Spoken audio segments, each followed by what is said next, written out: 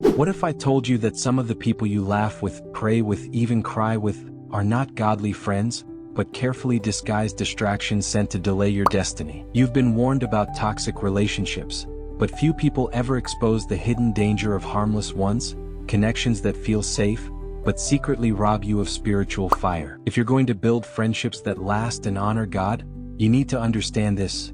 Spiritual alignment matters more than emotional attachment. Step 1 is shockingly overlooked: pray before you pursue. You don't get to pick people just because you like their vibe. Jesus prayed all night before choosing his 12 in Luke 6 verses 12 to 13. If the Son of God sought divine instruction for his circle, why are you choosing yours based on personality tests and mutual interests? Godly friendship is less about chemistry and more about calling. The first step to lasting connection is spiritual permission. Step 2. Build on truth, not convenience. Friendships that last are friendships that confront. The Bible says in Proverbs 27 verse 17, "As iron sharpens iron, so one person sharpens another." But you can't sharpen what you refuse to challenge. Some of you are calling it peace, but it's really fear. You're afraid to say hard things because you've built your relationships on comfort, not covenant. Look at Paul and Peter.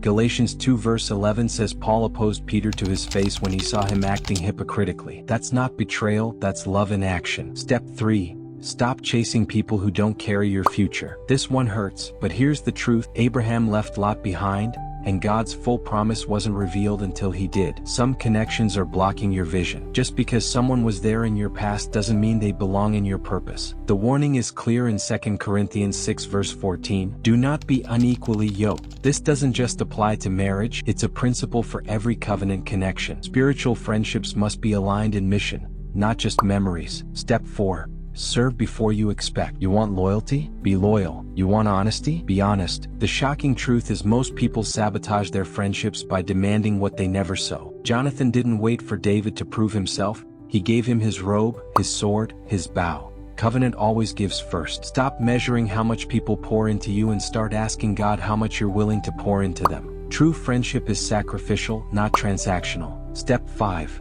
Protect with spiritual discipline. This is the secret few ever talk about.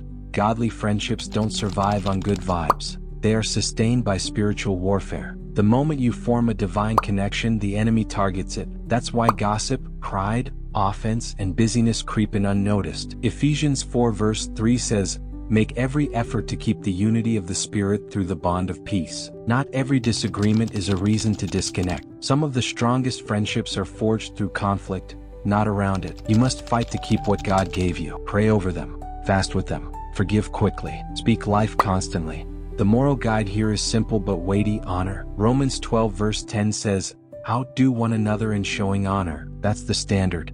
Not comparison, not competition, honor. If they win, you celebrate. If they fall, you cover. If they drift, you pursue. That's what Jesus did with Peter. Even after betrayal, he restored him, because covenant overrules comfort. Now here's your challenge. Who do you need to release and who do you need to fight for? Who have you casually called friend, but never covered in prayer? Who are you hoping will love you deeply while you only show up halfway? The truth is, you can't keep asking God for Jonathan while still acting like Saul. If you want lasting godly friendships, it starts with surrender, strategy, and spiritual maturity. God is not sending people to fill your loneliness, He's sending people to build your legacy. But only if you're ready. So audit your heart, ask the hard questions, and most of all, become the kind of friend you're praying for. That's where everything begins. If this challenged or blessed you in any way, don't keep it to yourself, share it with someone who needs it. Hit that like button to help this message reach more people. Drop a comment below with your thoughts or testimony. And if you haven't already, subscribe for more bold, faith-filled content that sharpens your spirit. Let's grow together and build a community rooted in truth, purpose, and godly connection.